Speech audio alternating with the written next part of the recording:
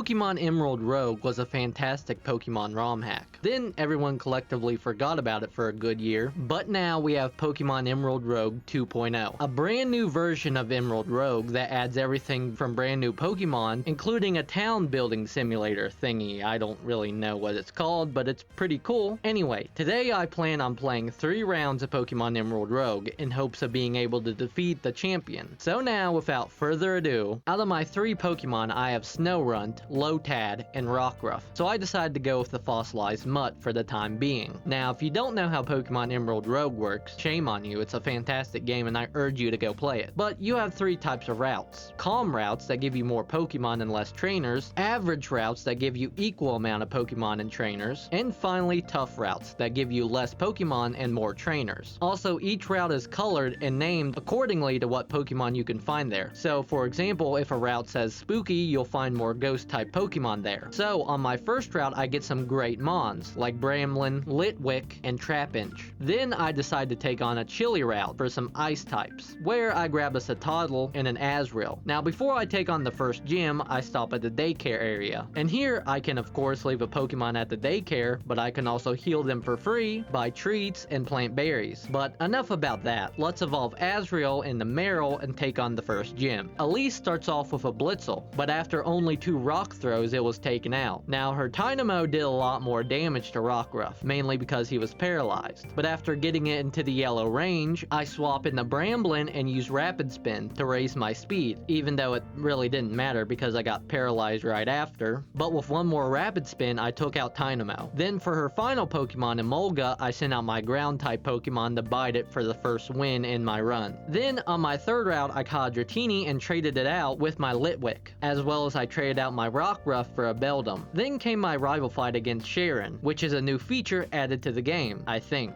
I don't know, it's been like a year since I played the original, but anyway. He sent out a Tropius, and then I learned that Marill wasn't the best choice as an opening act, but luckily I had a Citadel to come in clutch. But then he sent out this bastard, and I know what you may be thinking, it's just a crab. What's wrong with it? And you're right, I'm just overreacting. I'll just send out Dratini and okay, that's fine. I'll just swap into Bramblin and okay, I mean, he was just a tumbleweed, no big deal, right? Trapinch can fix this and yeah, I kinda forgot about Ice Punch there. Okay, that was on me, but Citadel was also on me, but you can't really blame me for Beldum, like he only knows Tackle, what else could I do? Also, Dratini, yeah, couldn't really do anything there either, but I still have 2 more runs. This time I traded my dog in for Marill, because Marill has the chance to have huge power. Okay, I said has a chance, but because I actually want to try and win, I decided to swap the blue rat for Citadel, because, I don't know, Cititan's probably good. But now, I get started with a lucky streak, by catching great Pokemon like Varoom, Frigibax, and Tinkatink. Hell, even Trubbish has the potential to be great, so now, onto the first gym, and okay, let's play a game, alright? Look at this Pokemon. Okay, now look at this one. Now finally look at these 2. Do you notice anything? Well, if you said they're all weak to fire, then you'd be correct. And sadly, no, Trubbish can't carry the whole team. So, I mean, 3rd time's a charm, right? This time, I choose Varoom as my starter, because I think this Pokemon's also broken. Anyway, on Route 1, I caught a Sizzlipede as well as a Skorupi, followed up by Cutiefly and Quillfish on Route 2. So now, time to face Marlin. I start off with Skorupi to set up some Toxic Spikes. Then, after a Poison Fang that of course poisons his Basculin, I send out Quillfish. But then when Quillfish got on low HP, I sent out my secret weapon. Another Quillfish, baby. No one expects the double Quillfish combo.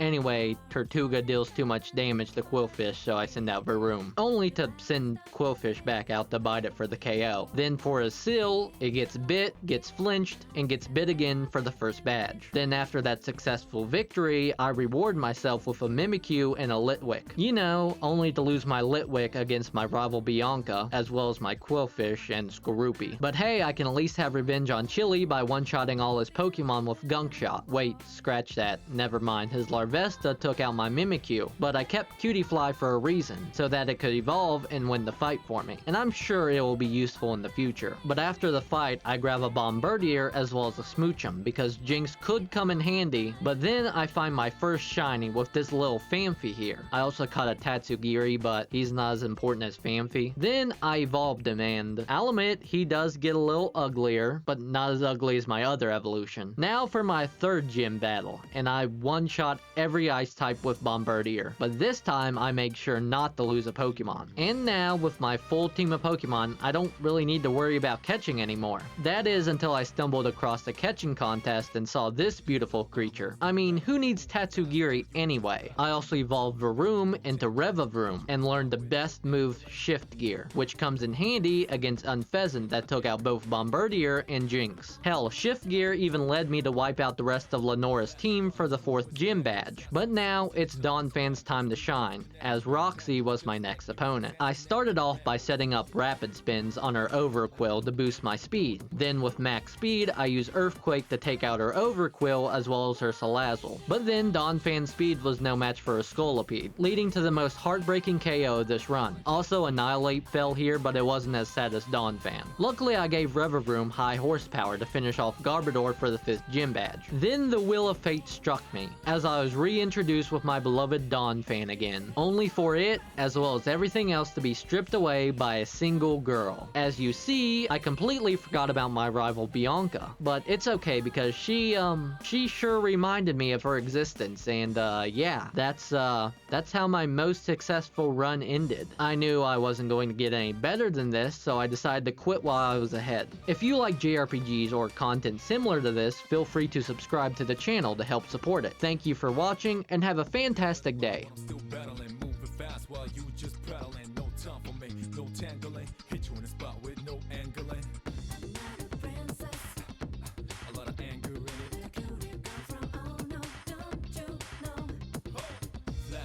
Coated with spangles, yeah, some sounds and at times wangles, 3 dots connect to rectangles.